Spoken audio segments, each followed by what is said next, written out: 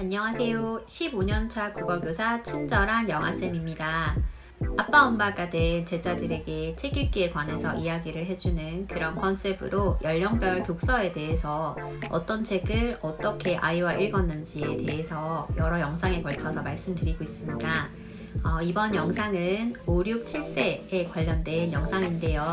이 시기에 제가 가장 추천드리고 싶은 것이 명작 읽기와 전래동화 읽기입니다. 그래서 이 명작 읽기와 전래동화 읽기에 대해서 각각 한 편의 영상식으로 제작하여서 말씀을 드리고 그 외에 5, 6, 7세 읽으면 좋은 책들에 대해서 소개를 해드리도록 하겠습니다. 이번 영상에서는 아이들이 각종 미디어를 통해서 접하게 되는 여러 가지 이야기들의 바탕이 되기도 하는 명작 동화 읽기에 대해서 얘기를 해보도록 하겠습니다. 그럼 시작해 볼게요. 5, 6, 7세에는 어떤 책을 읽으면 좋을까요? 그 전에 3, 4세 때도 읽었던 여러 가지 다양한 그림책은 계속 읽어야 하고요. 수준을 높여가면서 아이의 관심사에 맞게 다양한 그림책을 보여주시면 좋습니다. 또 이때쯤이 되면 아이들이 자기 취향도 조금 생겨서요. 그림책을 고를 때 아이와 함께 도서관에 가시거나 서점에 가서 책을 골라본다든가 아이가 그 전에 재미있게 읽었던 작가의 책을 같이 본다든가 뭐 이런 식으로 보여주시면 좋아요.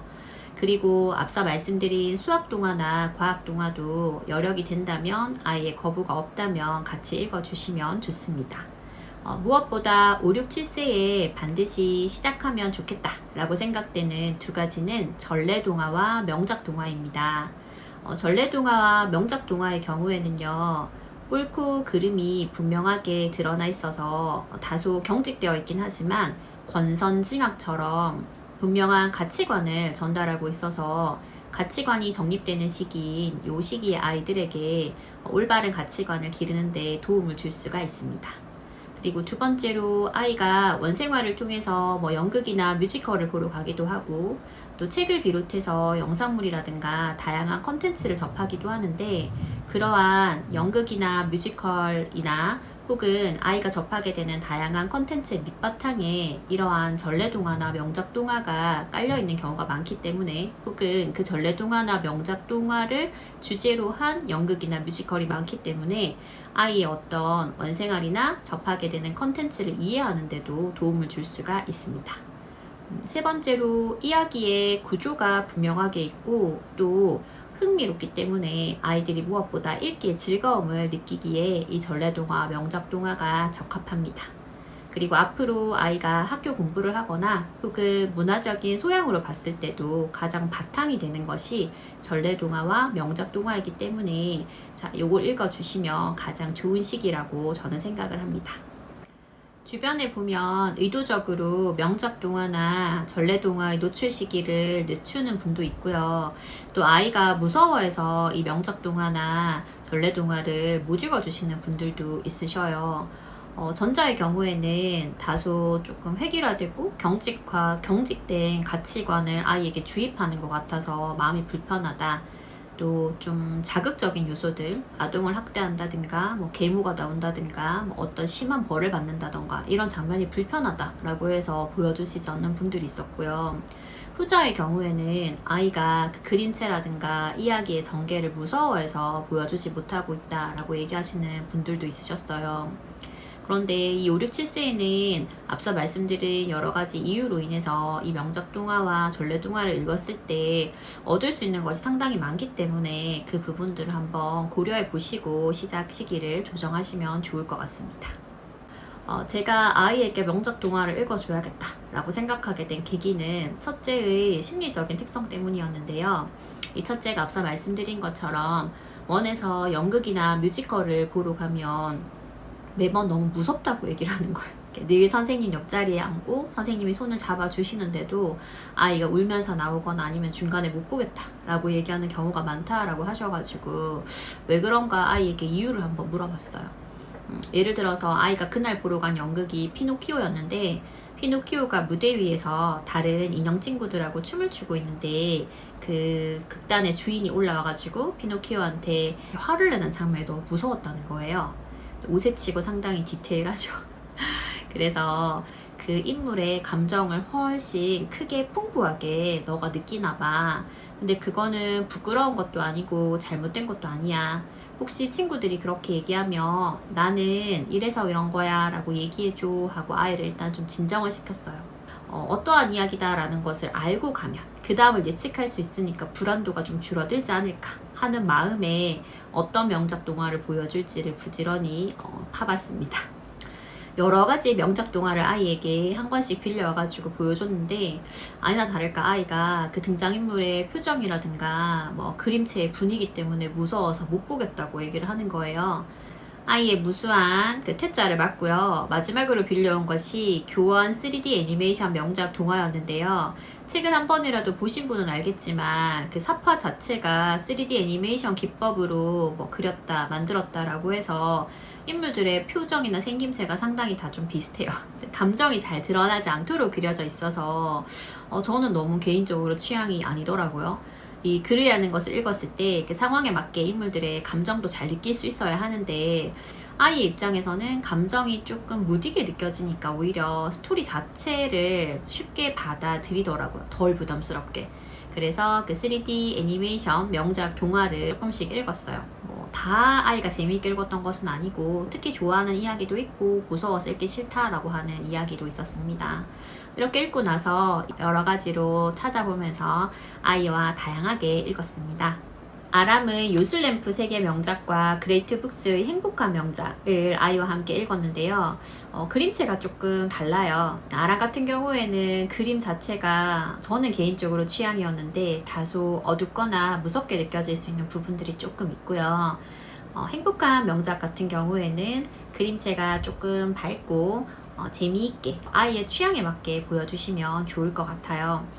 그리고 마지막으로 제가 아이의 컨펌을 받아서 구매를 하게 된 세계 명작은 여원에서 나오는 탄탄 스토리텔링 명작입니다. 탄탄 스토리텔링 명작은 총 3단계로 되어 있어서요. 앞에 1, 2단계는 뭐 아람이라든가 교원이라든가 그레이트 북스에서 다루고 있는 이야기들을 대부분 다루고 있는데요. 마지막 3단계의 경우에는 우리가 보통 고전이라고 얘기하는 보물섬이라던가 15소년 표류기라던가 엄마 찾아 산말리라든가 뭐 이런 책들을 간단하게 추격본으로 그림책 형태로 다루고 있어서요. 아이가 초등에 와서 조금 긴 줄글의 세계 명작을 읽을 때 그것과 연결이 되어 상당히 좋더라고요. 지금도 아이가 긴 줄글로 된 세계 명작도 읽지만 이 여원책은 가지고 있어서 집에서 같이 머리 식힐 때 그걸 보기도 하거든요. 저는 이렇게 해서 아이와 함께 세계 명작을 비교적 좀 다양하게 읽어본 편인데요. 왜 이렇게 많은 전집을 읽었냐, 이렇게 많이 읽어야 되냐 라고 질문을 하시는 분들도 있어서요. 일단은 같은 이야기라도 그 각 출판사에 따라서 작가에 따라서 조금씩 표현하는 스타일이 다르고 세부적인 내용들이 다릅니다. 그래서 그림체도 아이가 조금 풍부하게 보고 똑같은 내용인데 이 책엔 어떤 내용이 다른 책에 있으면 그 둘 사이의 차이점을 아이가 스스로 찾아보게 하는 것도 좋은 활동이 된다라고 생각을 해서 같이 보여줬고요. 또 글밥 같은 경우에도 표현 같은 경우에도 조금씩 책마다 차이가 있습니다. 아이의 연령이나 수준에 맞춰서 글밥이나 표현을 조금 더 풍부해지는 쪽으로 바꿔가면서 보여주시면 좋은 것 같아요. 그리고 세계 명작을 보면서 또 이 책에 대한 흥미를 높이고 아이의 이해도를 높일 수 있는 좋은 방법으로는 앞서 말씀드린 것처럼 세계 명작을 바탕으로 한 컨텐츠를 같이 활용해 보시는 겁니다. 일단은 아이들이 영상물은 조금 더 쉽게 보니까요. 이 영상물을 어차피 보여줘야 한다면 이 명작을 바탕으로 한 영상을 보여주시고 그 영상과 원작을 비교해 보면서 서로 차이점을 생각해 보는 것도 좋은 활동이 될 수 있습니다. 일단은 저희 집 아이들 같은 경우에는 그전에는 별로 관심이 없던 이야기들도 영상물로 한번 보고 나면 원래 책을 다시 보고 싶어 하더라고요. 그래서 둘째 같은 경우에는 아직 7살이라서 긴 호흡의 글을 읽는 데는 조금 무리가 있는데 거의 한 200여 쪽에 달하는 형아가 보는 그 세계 초등학생용 세계 명작도 며칠에 걸쳐서 이렇게 읽는데도 잘 듣고 잘 보더라고요. 그 영상물을 봤기 때문에 그 이야기의 전체적인 줄거리를 알고 있고 그 이야기를 좀 더 자기도 자세하게 책을 읽어보고 싶다라는 마음이 생겨서 그렇게 책을 읽고 싶어지는 것 같아요. 아이가 세계 명작에 어느 정도 익숙해졌다면 또 해보시면 좋은 활동으로는 이 명작을 비틀어 놓은 책들과 서로 비교해서 읽어보는 겁니다. 이건 전래동화에도 해당이 되는데요. 예를 들어서 아기 돼지 삼형제 이야기를 비틀어 쓴 헨리 녹슨버리의 아기 늑대 3마리와 못된 돼지라는 책이 있습니다. 읽어보신 분들은 알겠지만 되게 재미있어요. 원작을 알고 있으니까 아이들이 이렇게 패러디해서 쓴다는 것의 재미를 훨씬 더 크게 느끼더라고요. 혹은 전형적인 그 공주와 왕자 이야기를 비틀어 놓은 것이 애니메이션 중에서는 슈렉이잖아요. 책에서는 종이봉지 공주라고 하는 책이 있습니다. 영상물도 괜찮고 책도 괜찮고 명작을 원작으로 해서 이것을 패러디해 놓은 이야기와 비교해 보면서 이야기 사이에 공통점과 차이점도 찾아보고 자기도 나름대로 어떤 이야기를 만들어 보는 활동을 해볼 수 있습니다.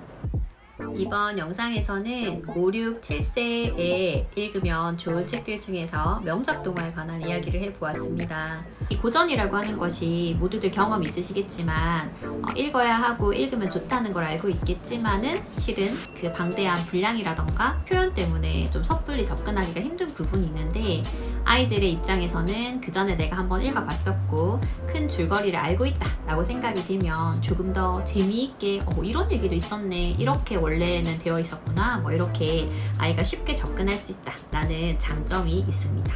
다음 영상에서는 명작 동화와 함께 시작하면 좋을 전래동화에 대해서 이야기를 드려보도록 할게요.